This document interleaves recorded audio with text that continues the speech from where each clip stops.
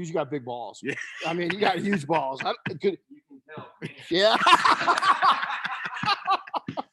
Oh my God. Good morning, everybody. Hey, welcome. I don't even know where we are or what this is now, man. So as you can see, do we have good audio, Chris? Yeah, I can hear you pretty good. Okay. So, I'm here with Mike Smith. Good morning, everybody. Good morning. And, I think we almost have to stand up and show everybody this thing, man. I don't know if I can get back up. No, you want to just stay down? Yeah, trust me. Yeah, we'll do it at the end. So Yeah. if you split something, Yeah, perfect. so we'll stand you up. But, Mike came out as he's a transplant to Texas, proud American. And he's got, we'll show you that there's part of me that wants to go to the other side of the table right now. I mean, there's a little bit that I'm a little bit uncomfortable. Oh, You know what I'm saying? I don't know. That smile hasn't gone away. It is. It's funny. I love the fact that he's got balls. The first time we met you, at the we go back longer than that, but the training, I mean, he's an entertaining guy or what? We've got students here this month. It's been a great class. Matter of fact, they're mind-blowing parts today. It's going to be really exciting to see them. They're going to probably have to fix some stuff which is good. We always want it. But let's get into this. So, Mike, first off, before we go any further, the beard is real. Yep. Now it's got a little more gray in it than it had when I met you just a year ago. I'll take the gray over nothing, but hey, I It's would too, but it does. No, my point is not to rag on you. It's been a stressful year. very. Been a stressful year, and Very. so we were talking about that. They got some. When I saw him a few months ago, he just had two little stripes coming down it. But isn't it amazing on what stress? And I don't know if it has been stressful. Yeah. Has Yeah, it? I would say sure. Yeah. I mean, there's a lot of uncertainties out there. You hear one thing one day and then that switches the next day and then it's back to the first thing. It's the whole no mask up, Yeah. back forth. That creates a lot of uncertainties in business. And that's where we, I think, add naturally to ourselves even more stress. Right. Well, maybe we shouldn't be stressing, but we're going to cause it on our own. Right. Absolutely. So, is Chris coming over? Good to go. So go ahead and right now. So Mike Smith, transplant out of California. You're living in Texas now. So just introduce yourself. Tell everybody that doesn't know you. They probably don't want to know you now by your outfit, but that's okay. So first things first is live a little. And that's one of the things we forget about, Well, hold on. You're supposed to go back and introduce yourself. I'm going to. Yeah. Okay. Yeah, I'm just making sure. I still love you. Okay. Live a little. And that's kind of the whole outfit thing going on. I'm Mike Smith, San Antonio, Texas. Born and raised in California, actually, North Bay. Moved to San Antonio not too many years ago. I think Renny's turned on right now, but Can't believe you did it. Everybody goes through some dark times, and there's a lot of that going on right now. And sometimes you just got to live it up, live a little. Hence what I'm wearing right now. Renny and I are great friends, and this was something that kind of brightened the mood. Dude, character based, ultimately is I love having fun. Love changing the mood to something more positive, whether or not Renny's puking or not over here. No, I'm not. I'm through that part of it. I'm actually I'm so, it's such a cool factor because here's the deal is that you brought a smile to my face. Yep. I mean, you guys got the balls to do that? Would you just come out? Well, Edwin would, yeah. I'd have to be talked into it a little bit, I'd have to be persuaded. Here's the deal. I interrupt you when you introduce yourself. I think this is how cool this dude is that if you just listen to what he said, he was kind of putting everybody else's needs before his. Yeah. And I think that's bad. And we've had a lot of deep talks this week, between, these guys. And I mean, he's a great trainer, isn't he? I mean, he's just really involved and he's great. And I don't know, dude.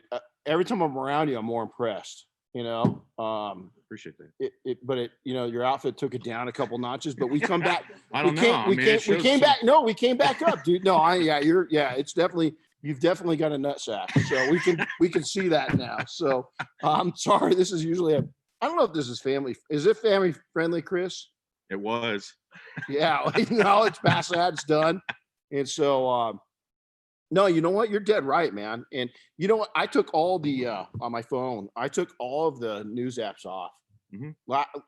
The last couple of days, I was like, you know what? I'm done. I'm just not. And you know what? I decided last night. I sat there and I was really, um, meditating and just really thinking about things. And my biggest thing is that I'm just going to make a positive impact on other people's lives. Yep. We can control. How can we Control say what this? you can control. That's exactly it. But we can influence our environment, Absolutely. and that's it. And I'd love to see changes. Obviously, this country, if anybody thinks that, if you're a Democrat or a Republican and you think you're won or you're lost, we all lost. This election's proof that we just all lost, and it's not that I don't like either candidate, it doesn't matter. It's the system's, screwed up, Mhm. and we're divided and all this shit, but I'm just not gonna buy into it. No, no, and then that comes back to controlling what you can control. We're too busy watching the media, the news, whether it's social media or Yeah. CNN or Fox Boy, News or man. whatever it is, and we lose sight of ourselves.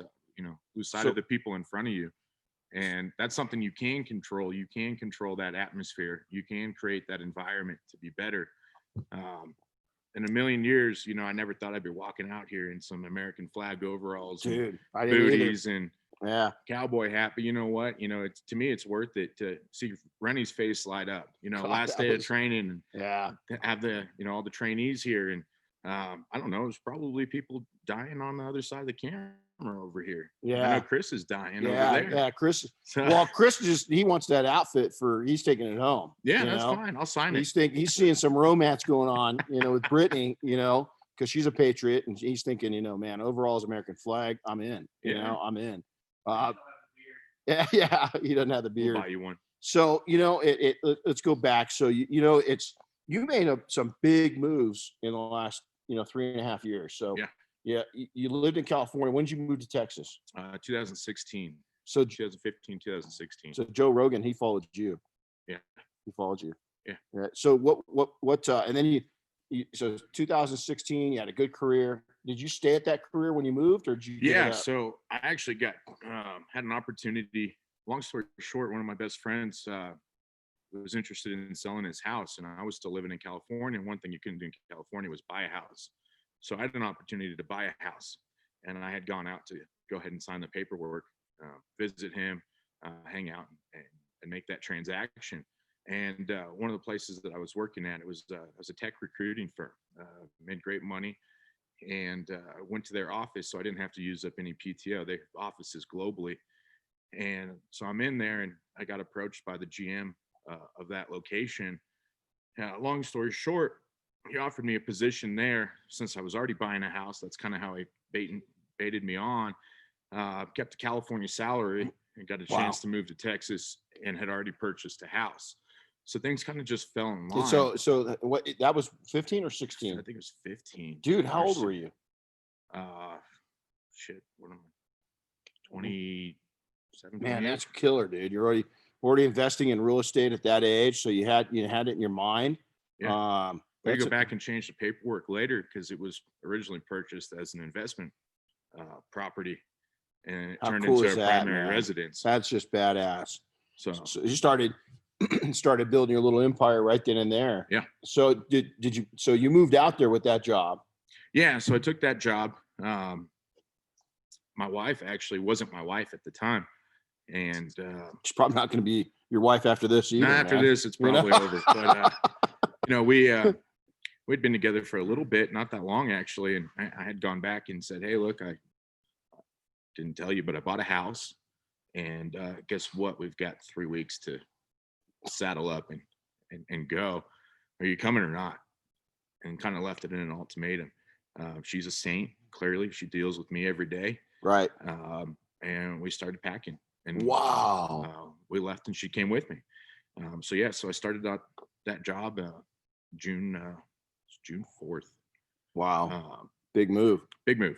So how was the transition? I mean, there's a lot of people right now. Our country seems to be there's a lot of boiling going on, percolating, and people moving and kind of realigning their lives and so forth. And as you said, California is not, depending on where you're at, we're in an area, housing is not stupid up here, but you came from an area where it was the area was stupid. Yeah.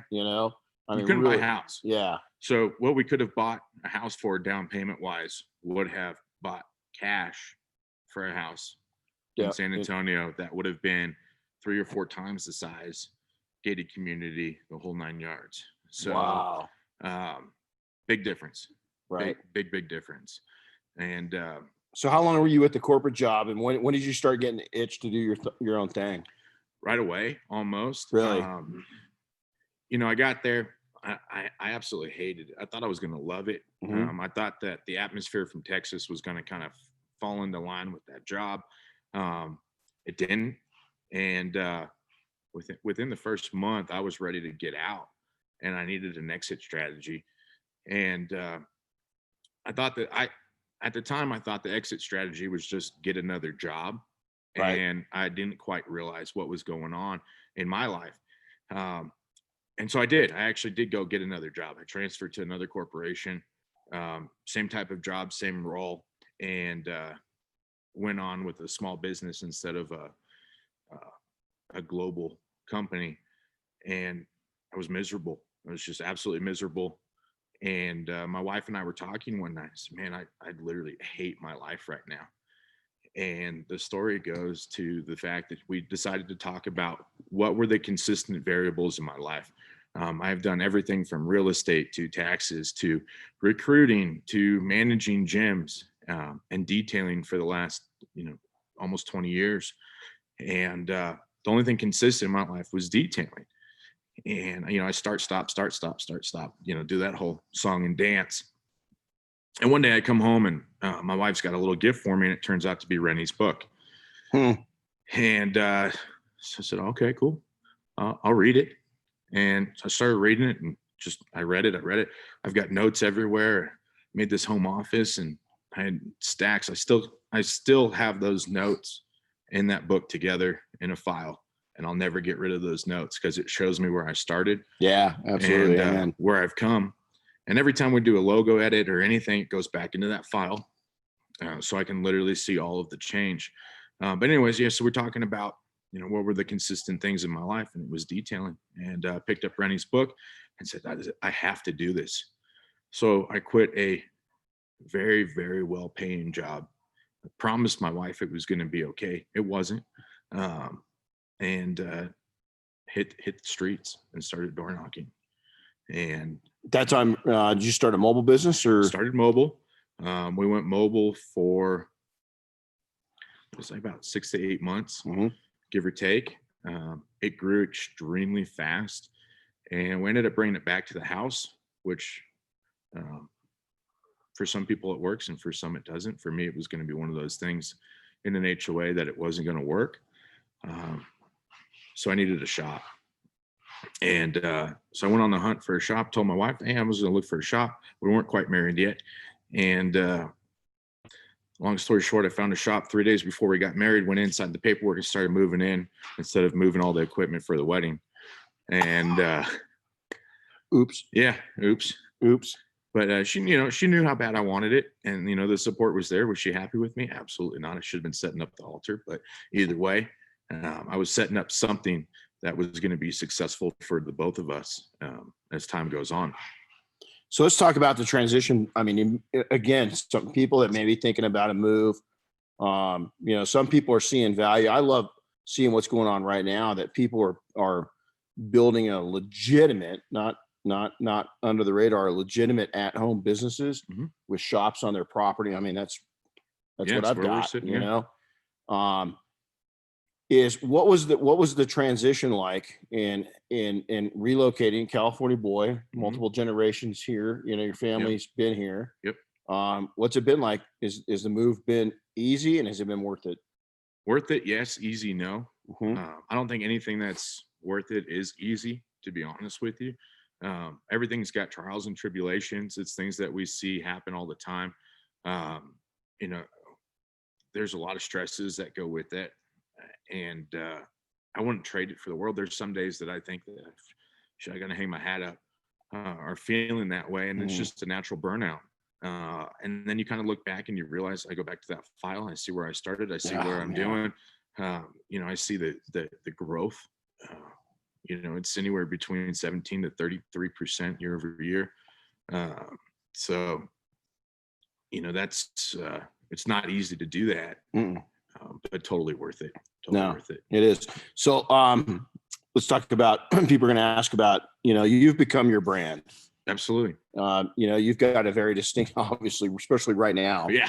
you got a really distinctive look. But, aside when you're at work and everything else, how important, I go back, and when I came out of like you, I went into business, owned my own businesses, was successful at it at a very young age, about the same age that you made the move to Texas. I made the move from being self-employed to a corporate job just to get the experience. I knew it wasn't going to be probably a lifetime. I just wanted to go get, running big numbers. I mean, I was doing $12 million a year in my division and was in charge of that. I was in charge of bringing the money in.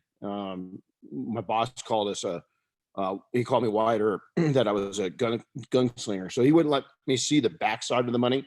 He says, I don't want you to dissect the backside of the money. We'll do that. I don't want you part of that. And then we'll share it with you, where you're at, if you're using too many bullets for your kills, or if you're right on target. Sure. Does that make sense? Yep. And it was a good time period. It was something that I'm so thankful of. And towards the end, I had that itching to just get out and do my own thing again. I was never miserable. I enjoyed my career. I knew it was a tool to get me where I wanted to go. But how important, when I first got into it, I had that corporate mentality, and we built a corporate image. We built a corporate brand, and we built a corporate, our whole structure, our whole, everything, our core values, everything about our company was corporate. And I found out real quickly, within a year or so, that it was a mistake. Yeah.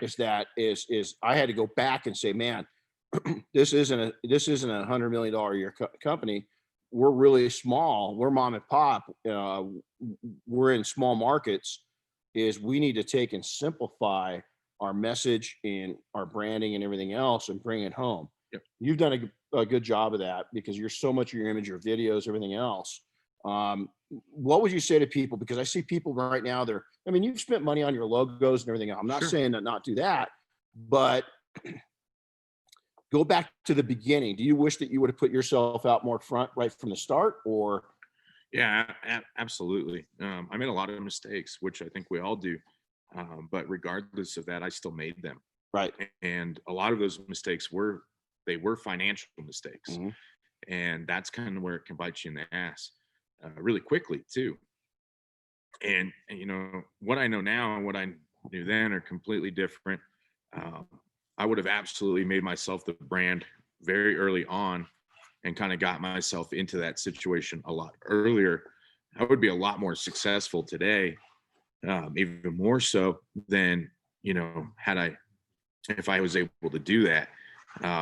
So personal branding over logos, over business, over everything else, I think is significantly more efficient, more important all the way around than I think it is trying to spend money on, I got to get this badass website set up. Well, no, not really, market you.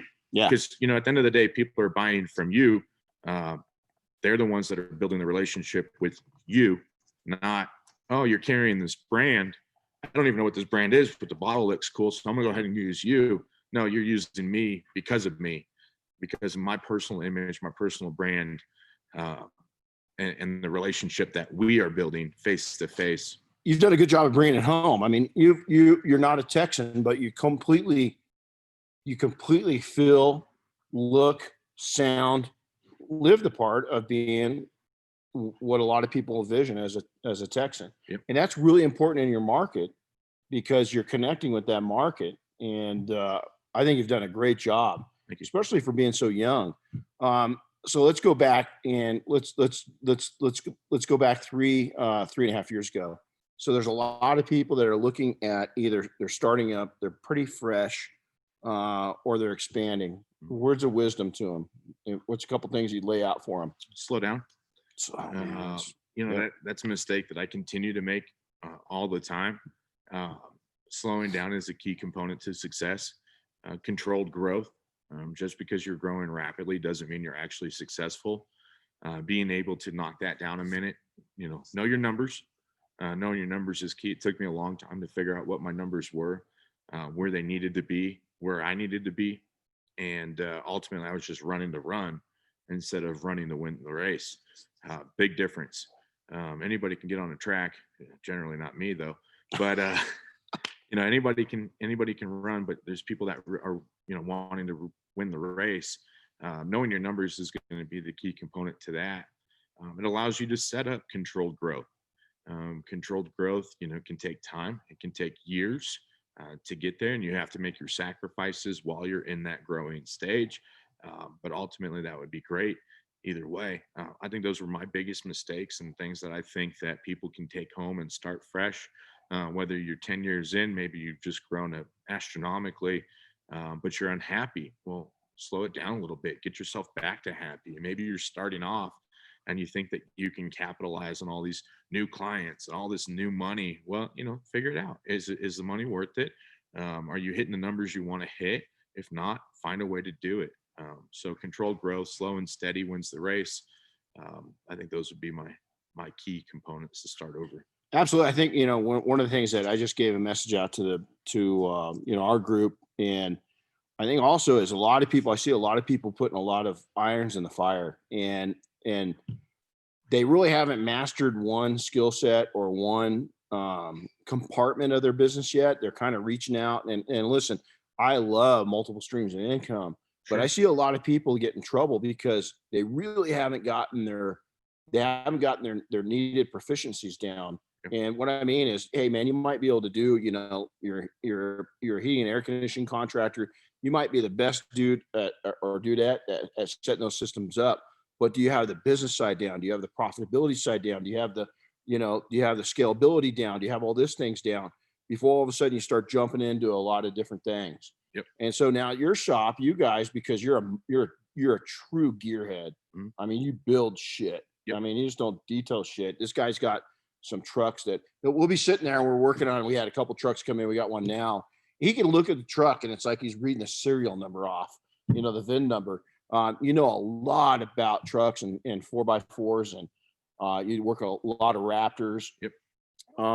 So how is all of that played out into your building up a business on the detailing side of things? What's that done for you? I think the passion alone is a huge selling point. Pretty much every week, we've got clients that will make a comment about, oh, I'm going to go shop around, and they end up coming back. And the ultimate decision was they feel more confident that the passion that we have is going to deliver better results at a great value. And that happens a lot. Live through the passion, sell through the passion. In fact, you're really not selling when you're just living it through it passionately. People pick up on that. It engages them. It entices them. They get excited with you. We create a lot of hype around each one of our services, whether it's updates, text updates. We do a final reveal. What do you mean by reveal? This is cool. Because we just, we had a guy come in that we did one of the interiors, and then we just did an express detail on the outside, and we got the customer touching the car, and so talk about that. I think there's other industries that do it. Is Edwin's here, and he comes out of the cigar industry. I'm a cigar guy, and the cigar industry does a good job of making people feel you experience the cigar, right? I mean, it's. And I think that talking to you this week, you've really you've multiplied that, and just watching even your online presence in the last 9-10 months is you've really kind of gotten this nice wave going. But talk about that of revealing it and what you do. Yeah, so the reveal is truly part of the passion. I'm an instant gratification guy, so I love seeing the before, the after. I get to see that while the vehicles are being worked on. The clients don't. So we had to come up with a way to incorporate that into the business to keep them just as engaged, just as gratified as we are while we work on these things. And so the way we built this new shop, and pretty amazing. It came out really good. Yeah, it's pretty amazing. And built this crazy light tunnel, and we're not done with it yet. And we're throwing in some theater curtains and There you go. Some sound effects type thing going on. So the way we do it is throughout the job, the clients are getting updates. They're getting teaser pictures is what we call them. We'll joke with the clients, hey, I'm going to send you some teasers, along the way. And absolutely. I just say teasers. It's car porn, man. Yeah, that's exactly what it really is. And people get excited. And they enjoy it. And so we keep them updated, just some small angles. We really don't show them a whole lot. We show them a little bit of the change. We keep telling them over and over again, you're not going to see the final outcome until you get here. And clients will ask, hey, can you send me a picture of the whole thing? Absolutely not.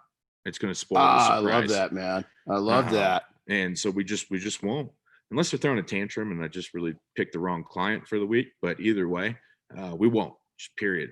And so when they come in. Now, are they sharing those pictures, those teasers on social media?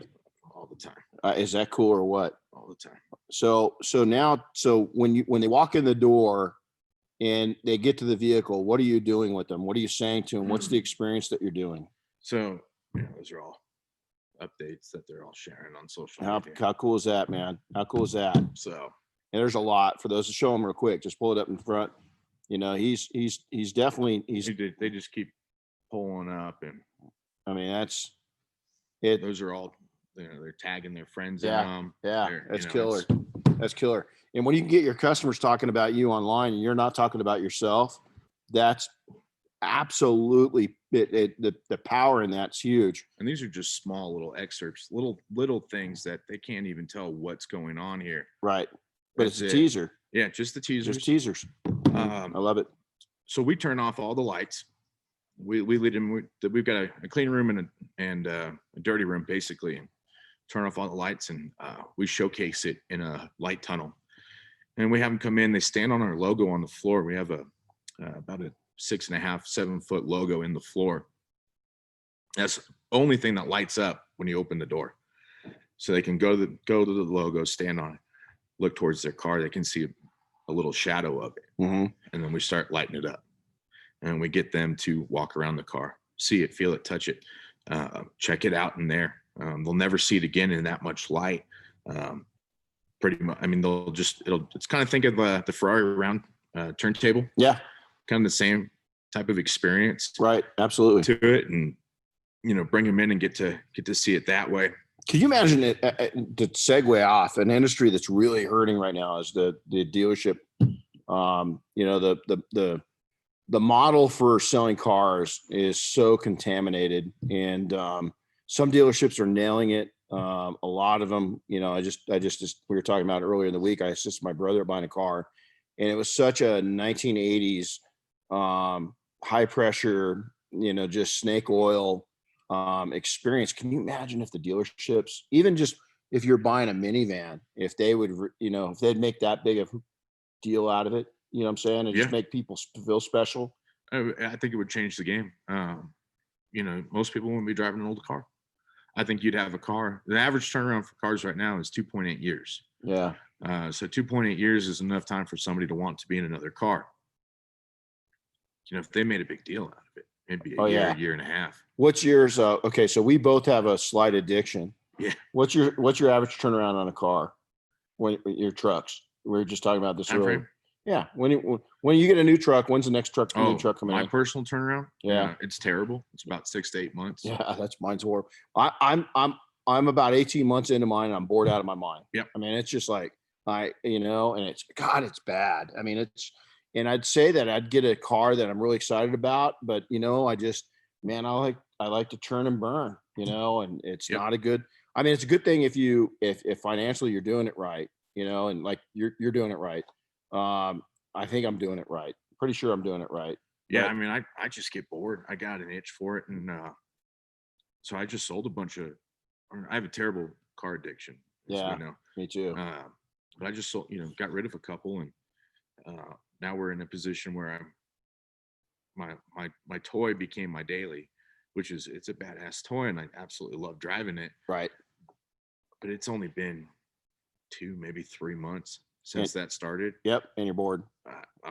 I've been searching the net. I'm getting the next toy right now. Yeah. I'm dying. Yeah. I'm absolutely dying. And that, I've still got a couple 2020s, everything is all there. I'm just bored. Yeah. And that's something. So, let's go into the future. So we've got some plans. We're getting involved in a couple things, you and I joint venture in a couple things.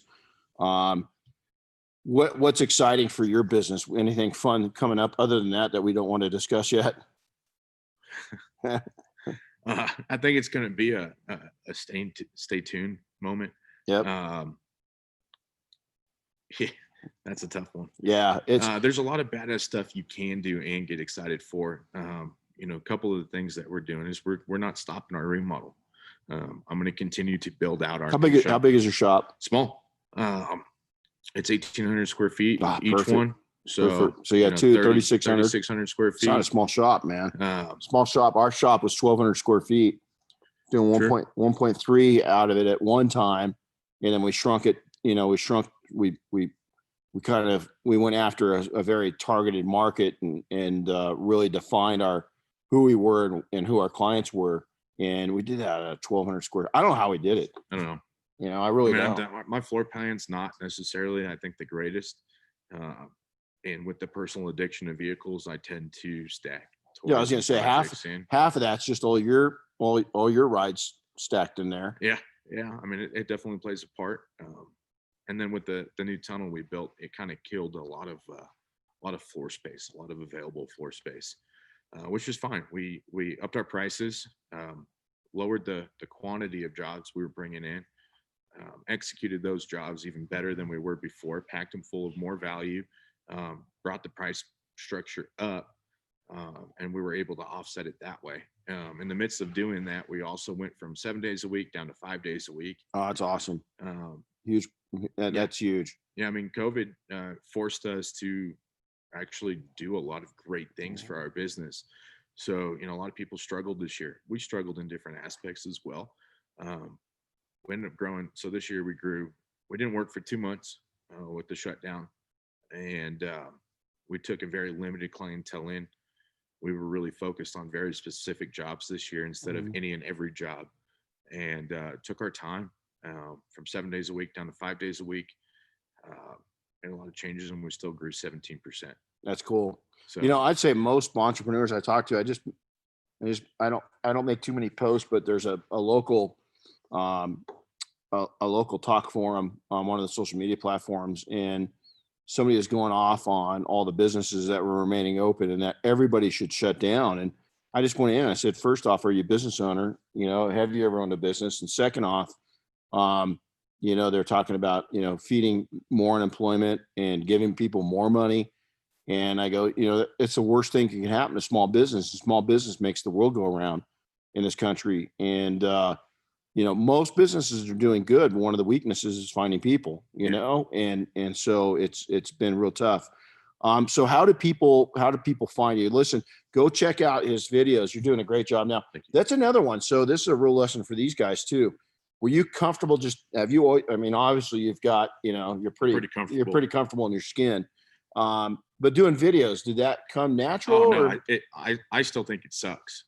I think you're doing a great job. Yeah. I mean, we got a lot of people that compliment them. I think you're doing a great job. I personally believe that they're terrible, which forces me to work a little bit harder at it, really kind of control that as a little bit. And they're tough. I think, I can go up to anybody, talk to anybody. I can walk into a room wearing damn near nothing but a Star Spangled Banner bikini.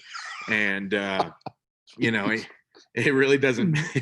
Yeah, it doesn't matter. I am so glad you didn't walk out in a G-string. Oh, that's tomorrow. No, that is not tomorrow, man. Wow, that would have been. So I'm comfortable as hell. But I'll tell you what. As soon as I could look at this phone all day. Yeah. As soon as it turns around this way. Yeah, it's like whoa. Yeah. Game over. Yeah. It's a game changer. So it took a little bit, but I tell you what. I went from still pictures to video, and the second we started video was the day my life changed. Yeah, it really is a game changer. They say, a picture is 1,000 words and a video is 1,000,000. Yeah. And if we can do a video and somebody, I've got critics out there, probably more critics than fans, and I don't care. My message is my message. Yep. And if you like me or you don't like me, it doesn't matter. I'm just doing my gig. I'm just doing my, it's pay, and a lot of what, Yeah, just be you. yeah, I mean, and just be comfortable. And you're going to you go back to people that did videos that are, now, really big names in the video side of things, man, some of their stuff was horrible in the beginning, and you can Yeah. see them get better and better and better and better. And a lot of them, I like raw video. I don't like anything that's polished out and high edited and everything else. I kind of like it from start to finish, little introduction. You can tell they clipped that off. Chris, yep. Oh, We just got, there we boy. go. And so I like seeing something that's just completely, pretty much unedited. Yeah, That's my so preference. we've done we've looked into this. We've done little studies and kind of tracked to see like what was working, what wasn't working. Obviously trying new things here and there. The most successful videos we have all been done from an iPhone. Absolutely. We have spent thousands, and I mean seriously thousands of dollars in actual film. We have one of the most amazing videographers I think I've ever met in my life. Does a lot of badass videos. We were talking about that the other night. Films for a lot of big names, and he can come into the shop. Lives in town locally, and great buddy, and he comes in and films for us. But the iPhone does it. Those videos don't Just raw. do no, much. just raw. Nothing. And it's a little bit of a loss of money. The iPhone, couple transitions in it. You can do it right from the damn phone. Oh yeah. All easy stuff. They sell. So if people want to take and get a hold of you, how do they follow you on social media and website and all that good stuff? So the company name is WOT. It stands for Wide Open Throttle Auto Detailing. It's in San Antonio, Texas. So Instagram, Facebook. Again, I don't even think they're that great, but they work. Great place to see kind of what we're working on, the projects that we have in store, small clips, definitely the personal videos as well. And then, of course, the website is WOTAutodetailing.net. .com is used for landing pages. Simple website, very basic, and then, of course, you can find me at all the events too. Cool. So, right on. Well, before we leave, you got to stand up because you said you can't sit back down. So I think you got to showcase. I think you got to showcase this outfit real quick. What do you think? What do you guys think? He needs to showcase his outfit. I don't know about that. No, good. Come on, get up, stand up. Yeah. Come on. Yeah, the stand team's up. texting me too about Yeah, it. look it. Come on, stand up. All right, stand up. Anybody that's got like some kids around, you might want to. Yeah, I think that's instead of earmuffs, it's like eye shades. We've already blown that. I think that they just got this version already. So yeah, let's we'll get it. We'll get it. I'll take and direct that. Oh yeah, I'm gonna take it. We've got the cowboy hat, got the American flag overalls. Cowboy boots are down here somewhere. Check it out. Yeah, there they are. So that's him. I'm gonna skip the middle part because it's kind of disgusting. Oh, you've been blushing the whole day. All right, guys. Hey, man, Mike, thanks for coming in. And that's a great view right there. Oh, you sat back down. So you did it. Yeah. We had a little transition. You did it. So there was a seam transition there. So, hey, check him out online. It's been great. Thanks, brother. Good seeing you, man. And hey, guys, thanks a lot. Make sure if you enjoyed this, share it. I love talking to dudes that are in the trenches, that are making it happen and I think looking at the modern day is I look at a lot of what you're doing right now, and it reminds me of what I was doing, at your age 20 years ago, is that we're on the cutting edge. We were out there, and naturally, I mean, we didn't have the web wasn't even going. Yeah. We didn't have the internet, but we were so progressive, and that's what it takes, man. I love seeing you guys do it. You're out of your comfort zone. You've made me out of my comfort zone, but everything's really good. So take care, everybody, and go check out Mike online, and have a wonderful Thanksgiving. We'll see you soon. Happy detailing all.